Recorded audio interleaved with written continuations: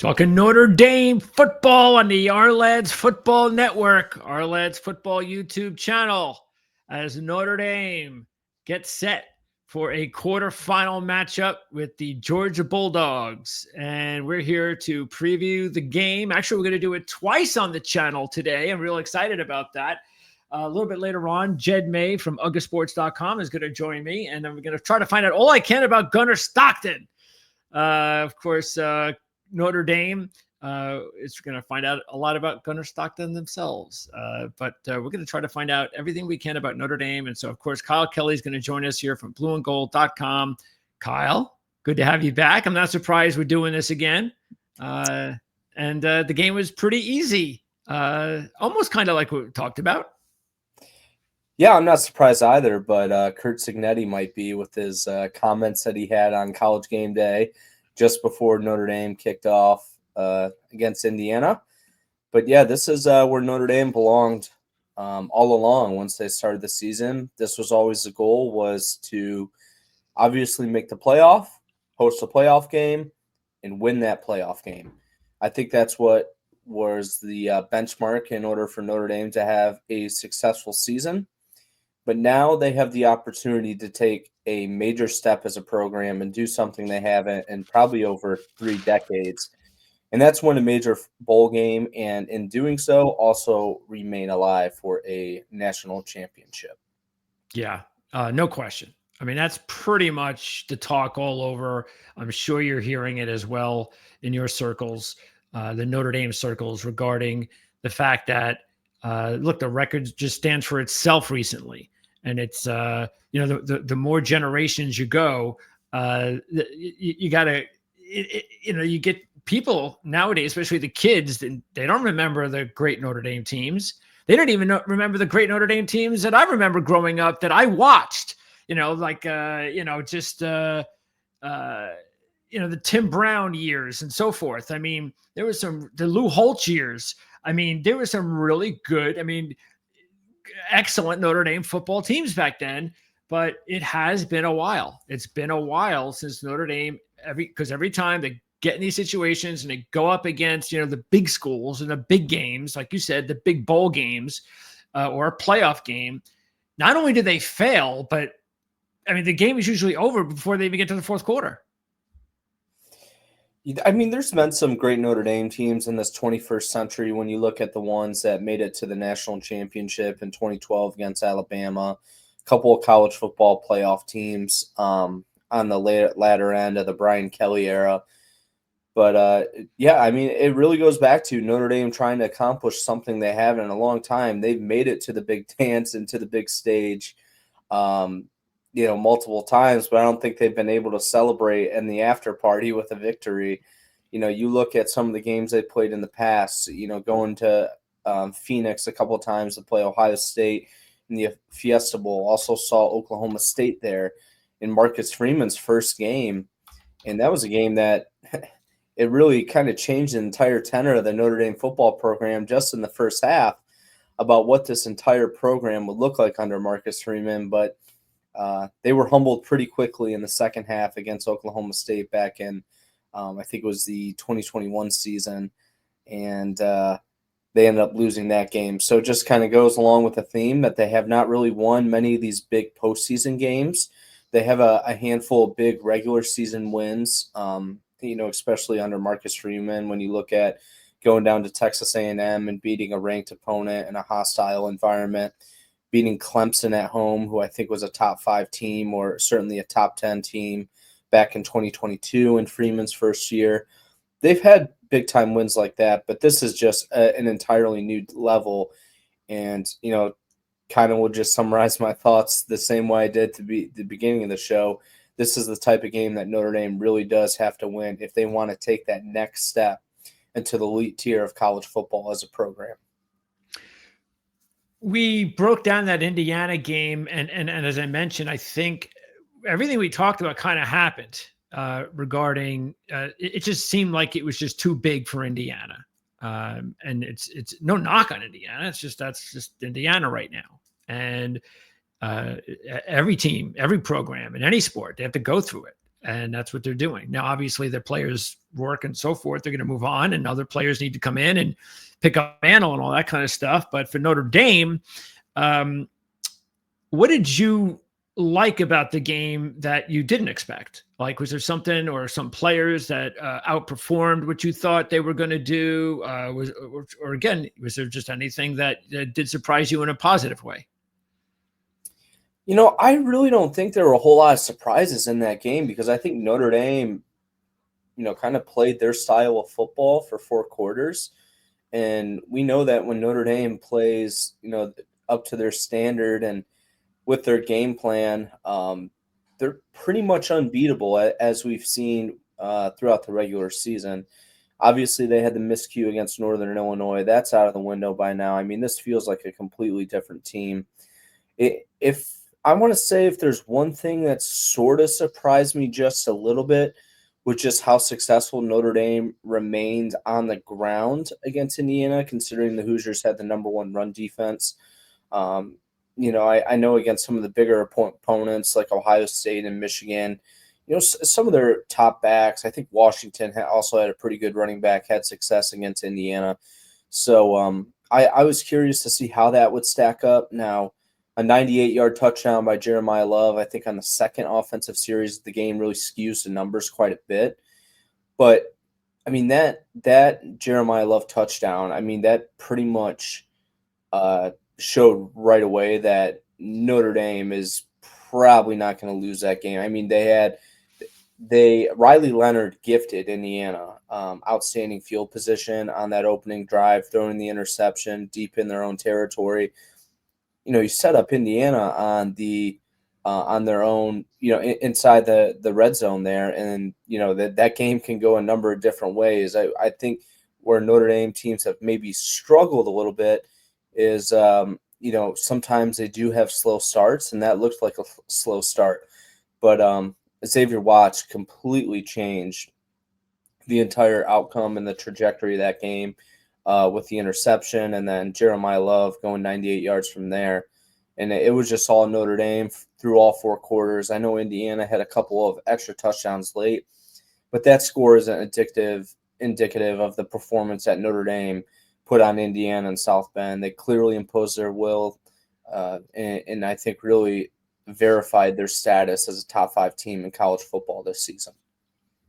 Okay, let's fast forward now. We got a little less than a week to go before the big game against Georgia. And I've been saying this for most of the season, and I have not changed my mind after what I saw last week, in that I believe that the SEC is just a little bit overrated this year. And I think we saw that last week with Ohio State blowing away Tennessee. And Clemson actually gave Texas a really good game. And that was a Clemson team that probably didn't really have too much of a right out of any of the teams, like Indiana, maybe even, but still, we're talking about the SEC here of being in it. And yet that was a real good game. They passed all over them, even though everybody knew that they had no running game. But that's a story for Texas, Arizona State. For Notre Dame, they're taking on a Georgia team that has won some games this year pretty ugly, including both Texas games. And the fact of the matter is, the stardom of Georgia is not there. Let's just be frank. You don't look at this Georgia team now and go, wow, that's a guy that is, I'm really worried about that guy. There's nobody. Now there's some really nice players, don't get me wrong. But there's not one of those standouts that you just say, man, this guy is just unblockable. He has to be taken care of on defense, or this guy's got to be stopped on offense. And then throw in the fact that now they're starting a young quarterback who's very talented, but is going to be, starting his first game in this type of environment. And it just also accentuates the fact that this is such a big opportunity for Notre Dame that they just have to take advantage of. They do. I mean, that's especially when Georgia is going to have a backup quarterback in with Gunnar Stockton. And I'm sure Jed May will talk about it with you, but just from some of the chatter I've heard is maybe this is more so on the national media scale that they think that possibly that Georgia offense might be a little bit better with change of pace there under center. I haven't seen a ton of Georgia this year. I'm still doing my prep for the game. Obviously we're pretty busy on Notre Dame Saturdays. But when you look at the entire landscape of college football this year, there isn't that one true dominant team. I mean, No. but with that said, I mean, I know Ohio State really looked like that team against Tennessee, so I'll be curious to see what the Buckeyes do against Oregon, if they can become that team. Because I think I have a tough time saying that Ohio State and Oregon probably. I think they are the two top teams in the entire playoff. But when you look at the Georgia teams of years past, we're talking about national champions. We're Yeah. talking about um, defenses with starting front sevens with all NFL guys. I know Georgia's secondary is exceptional this year. I know they have a Butkus Award winner and Jalen Walker, who is outstanding at linebacker, who Sure. Marcus Freeman talked about quite a bit in his news conference on Monday. So Georgia still has those players, Hmm. but I mean they're not the Georgia team of the past, and that gives Notre Dame a pretty big runway to accomplish something special. I think when you look at the way the playoff was seeded, you probably wanted to take Penn State's path, where they played SMU in the first round, and they were very challenged going up to, State College and playing in the cold. Now they have Boise State. Obviously, Boise State has an exceptional running back, but they are at the end of the day a group of 5 team. And by the So I way, think that was, SMU was a group of 5 team last year. yeah, right. But they overachieved quite a bit. And Sure. I mean, to be frank, Indiana is pretty much was made up of a lot of group of 5 players. That's Their true. entire roster with James Madison. So they were a big overachiever as well. So I don't think if there was a team that Notre Dame wanted to play, I don't know if it would be Georgia, but I think they'll definitely take this Georgia team over some of the others that they could have Yes. seen in the past. Yeah, that's the point, is that I think this Georgia team would lose by 2 or 3 touchdowns to the Georgia teams from 2 or 3 years ago. Maybe even last year's team would win by 2 touchdowns against this Georgia team. But that's what makes this season so different and special because of the transfer portal and everything else that's gone on. It's just, like you said, it's a free-for-all. There's no great team. Maybe it is Ohio State, but that's what we thought in the beginning of the season. But one game just doesn't change everything. But like you said, we'll find out. I agree. I kind of think the winner of Ohio State, Oregon, especially if it's a great game like we think it can be, should be the team to beat.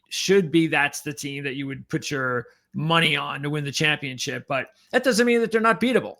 And if Notre Dame is going to get by this Georgia team, what do you think they're going to need to do specifically offensively? Is this going to be, well, we just got to keep running the ball effectively. And even if, we're getting 3 or 4 yards at a time, you just keep at it. And then hopefully once or twice, Love can just break through like he did in that 99-yard run.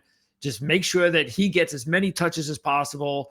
Leonard as well. And try not to do anything that, you're not capable of doing. And I think this is going to be one of those matchups where you get to be very physical, probably 2 really good defenses going up against each other. I just be very surprised this is a high scoring game.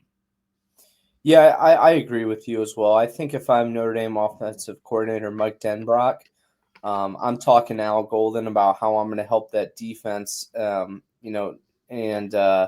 try not to put them on the field as much as possible. I mean, Notre Dame has one of the top defenses in all of college football this year, but they are really banged up on that side of the ball. Yep. Lost another player in Riley Mills, who's an NFL draft caliber or an NFL caliber player who will declare after this year. I'm sure we'll touch on him later, but going back to the offense, I think you want to control the time of possession. I think you want to wear that Georgia defense down by running the football because that is Notre Dame's strength.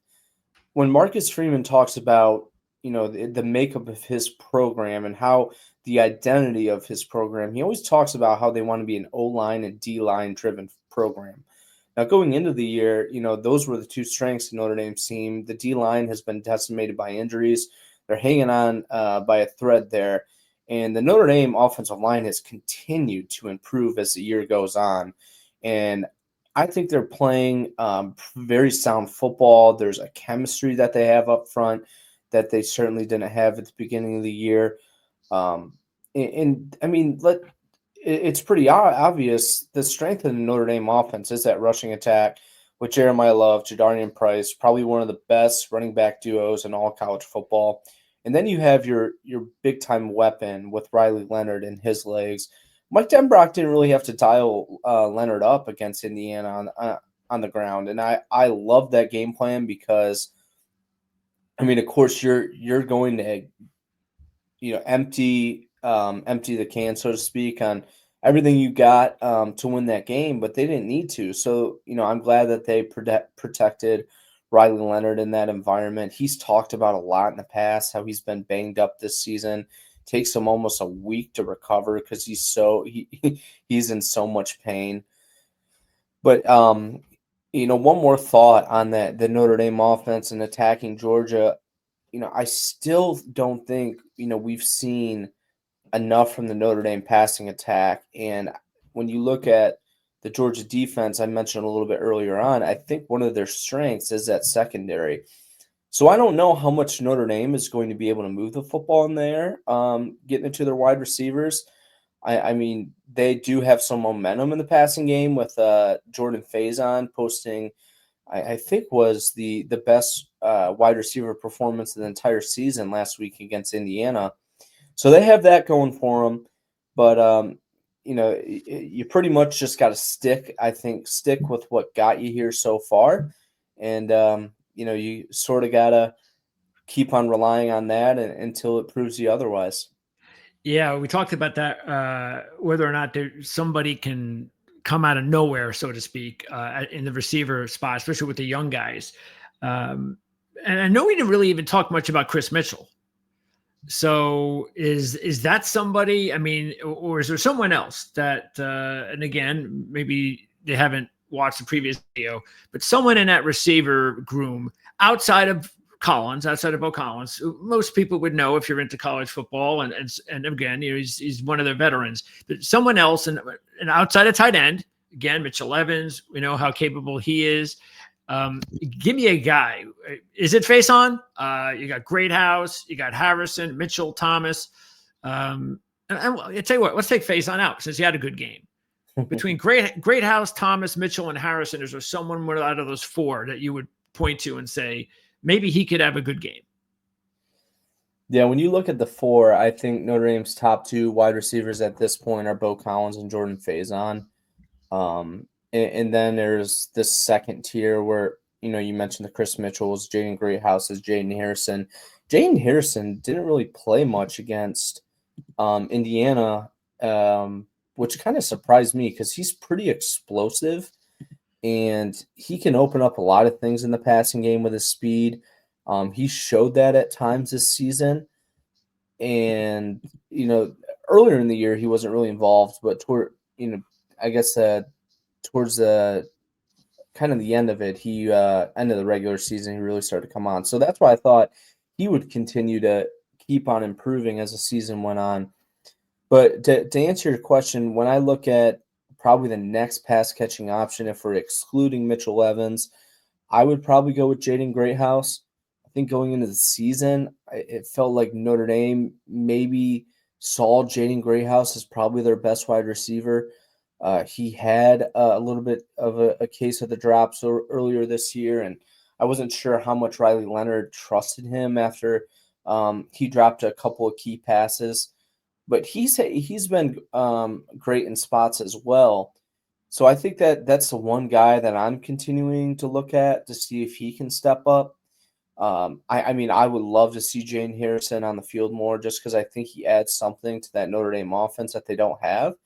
I don't know why he doesn't play more. Going into the season, we thought Jaden Harrison would have pretty big role in the offense just because of his speed. And when you look at Notre Dame, when they face these SEC teams, usually where their mismatch is in the speed department. Yep. But they have some speedy guys. So now I feel like I'm talking myself into Jane Harrison. But, I still think they got to really rely on Jaden Greathouse to step up if they want that passing game to take a next step. Well, that's why I bring it up, because the coaches can say what you want about it's one game at a time, but you always have to, at least a percentage of you, look ahead at the next, especially if you know who the opponent is, look ahead a little bit. And so sometimes you'll have that in your game plan for the next game is, well, and again, I'm just throwing it out there. Harrison the fit isn't here with Indiana. It's cold. It's just, no, we're running the ball and we don't have to do all that to beat Indiana. Let's hold them off for the Georgia game, and we'll hopefully lure them to sleep a little bit. And then that's when we're going to have him out there, and then we're going to utilize a few plays to take advantage of his speed. Now, could be Harrison, could be someone completely different, but that's the fun of college football that you don't see enough of in the NFL. It's just because two different kind of sports is that you can see these kids that get older and older, like not just Harrison, of course, because he is already a graduate transfer, but maybe a great house that they're freshmen or they're sophomores. And now all of a sudden they're at the end of the year. So they're already kind of that third year guy by the time they're into that late second year or third year, whatever it is. So you get my point. So I just always think it's interesting in college because these names do pop up in bowl games and in playoff games. And we're wondering who the heck is that guy? Well, I hope we covered it here. Okay. On defense. So look, I don't think anybody has any idea. I don't care who you are as an analyst or a fan, how this kid's going to play. Nobody knows. He doesn't even know. We'll find out when he's out on the field and he has to deal with the pressure and so forth. But let's take that out of the equation. Just what Georgia has in the running game, the offensive line, and in the receiving game. What do you think should concern Notre Dame the most?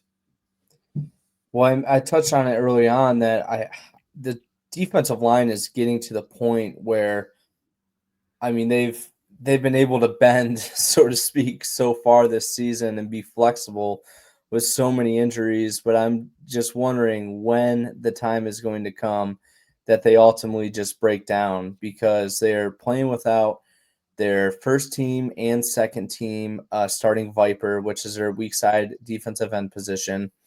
Their starting strong side defensive end, which was supposed to be a key acquisition out of the portal, RJ Oben from Duke, has probably been below average at best this season with a couple of nice moments.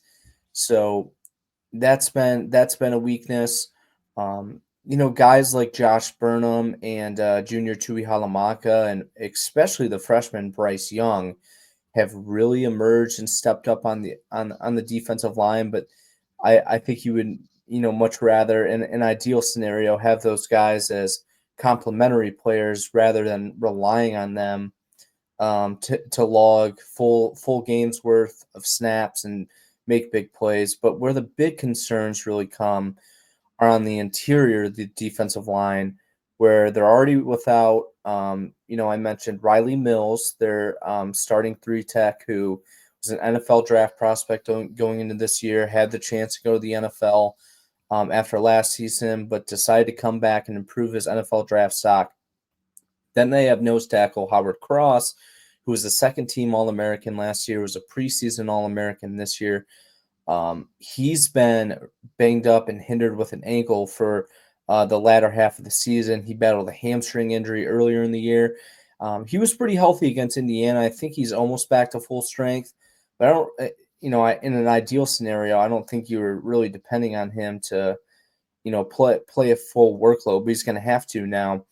So they're digging deep on the interior of the defensive line. A guy by the name of Gabriel Rubio is going to step up at 3-tech. Another guy that started off the year hurt, I think with a foot injury, if I recall.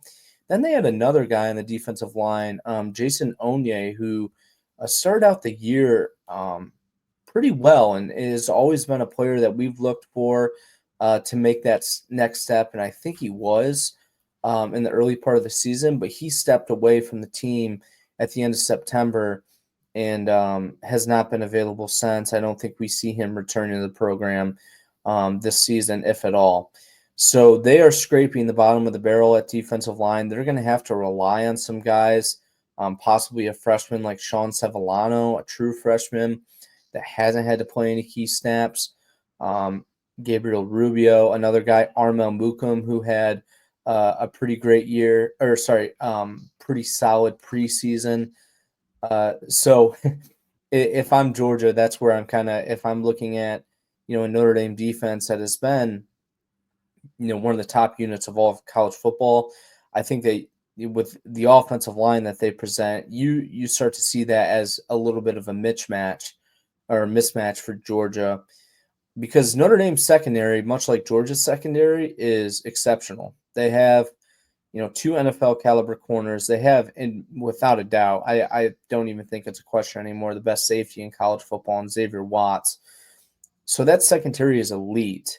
And I wonder how challenged Georgia's pass game has been at times this year. So I think Notre Dame could cause some fits with a new quarterback as well.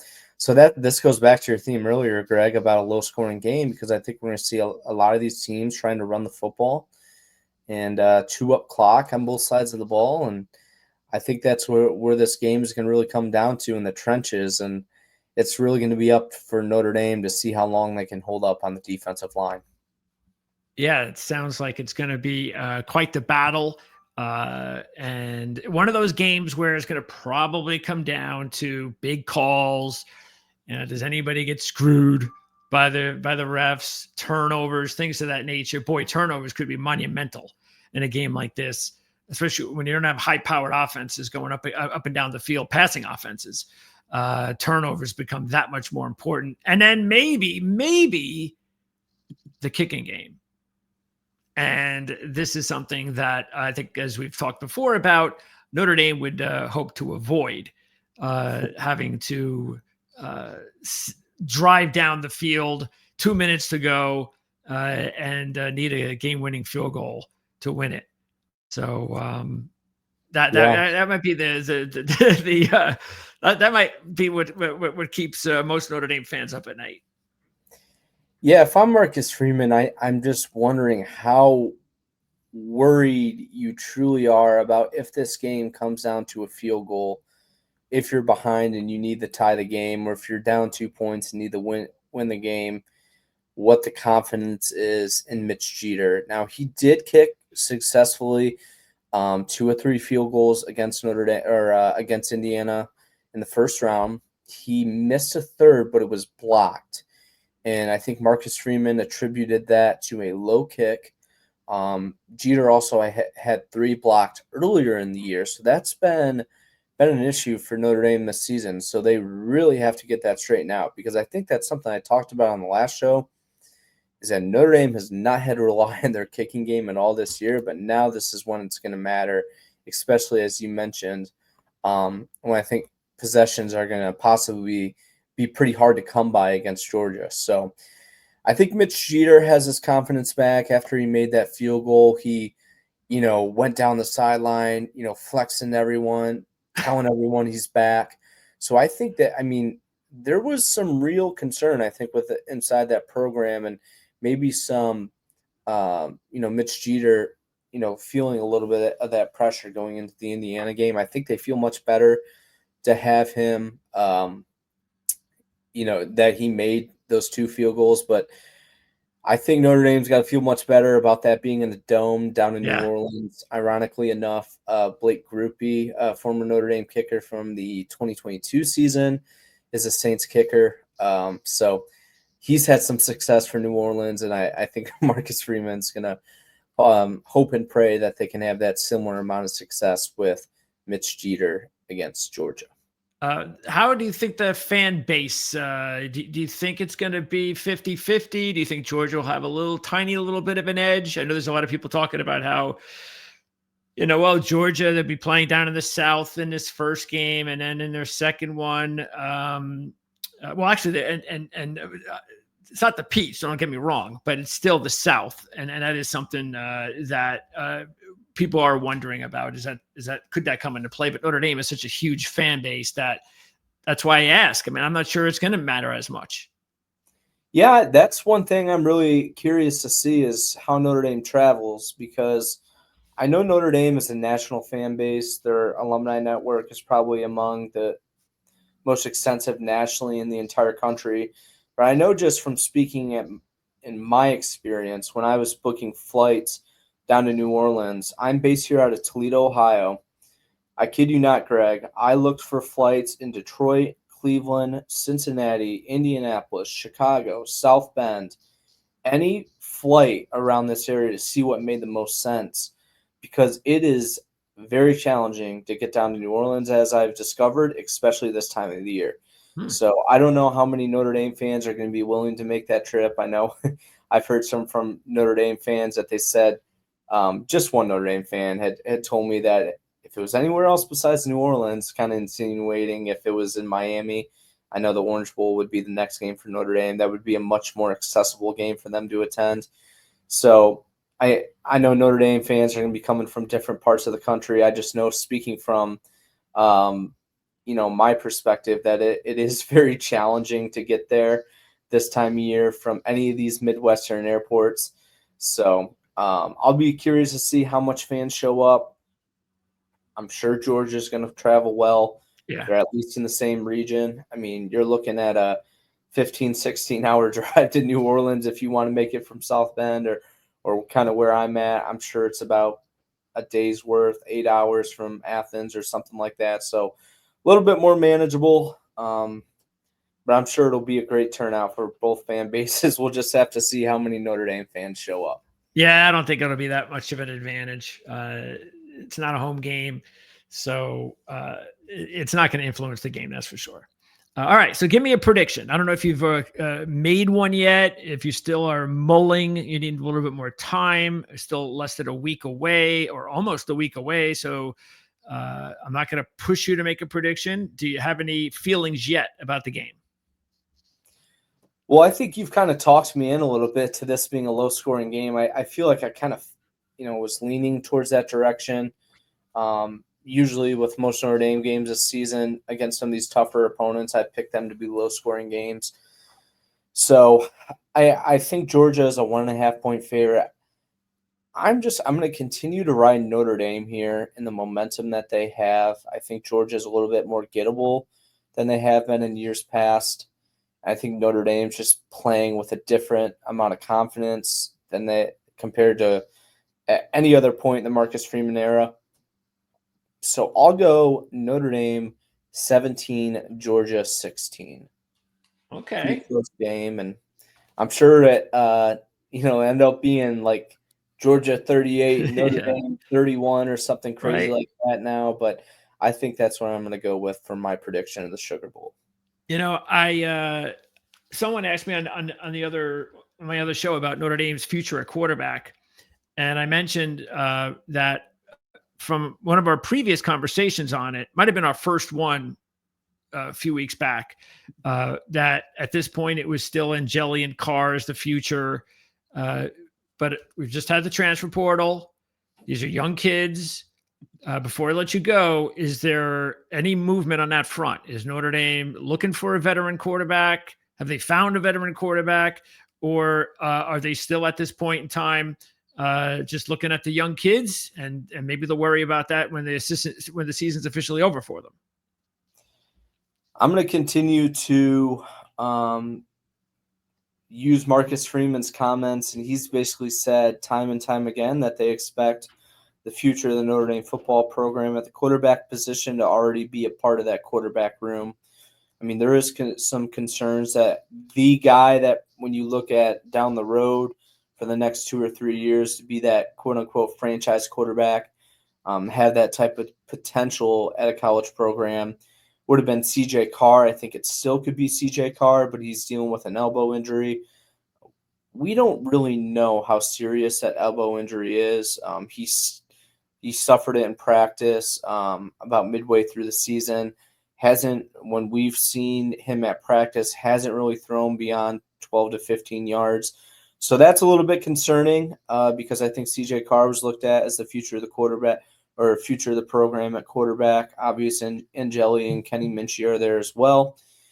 But unless something changes where Quinn Ewers, tells Notre Dame that he wants to go playing South Bend at a discount or something other crazy happens. I'm not saying Quinn Ewers would even be a good fit for Notre Dame, but someone like that, Sure. Like a Cam Ward type of player, were to come available. Maybe they look at it, but I still think Notre Dame, that when they kick off the season against Miami next year, that whoever's starting at quarterback will be on the roster this season. All right. Well, fair enough. And of course,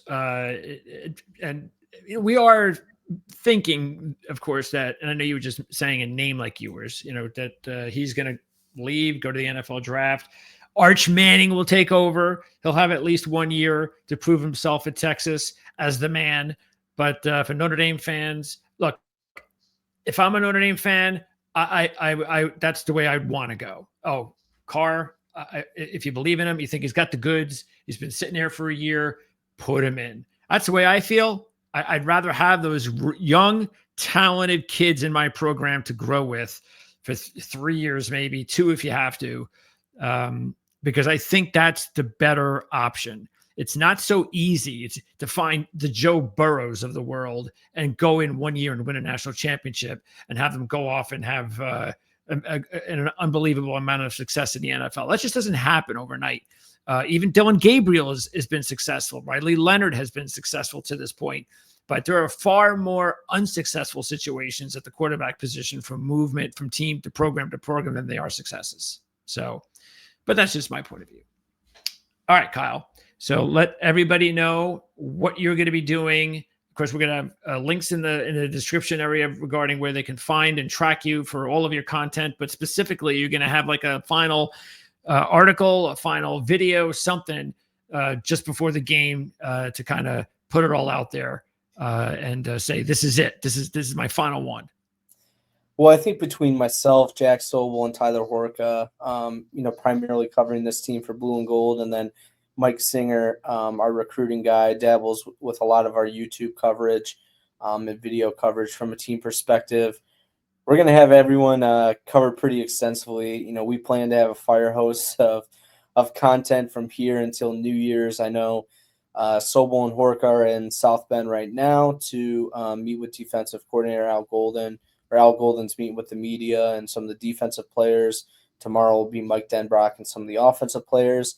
And then big credit to the Sugar Bowl because it looks like they're going to give us a lot of access down there for the bowl game. So we'll have plenty coming out of that. And, of course, you can find all our coverage at blueandgold.com. Kyle, enjoy yourself. Have a safe trip. And best of luck. And hopefully we'll talk again. I know we'll talk in 2025. Right. But other than that, will it be in January or will it be sometime in August, July? Time will tell. So appreciate it. In case it is until August, I appreciate everything. I know it's not so easy to put up these interviews one after another, but hopefully we can do it again. Absolutely. Thank you, Greg. You got it. Thanks, Kyle.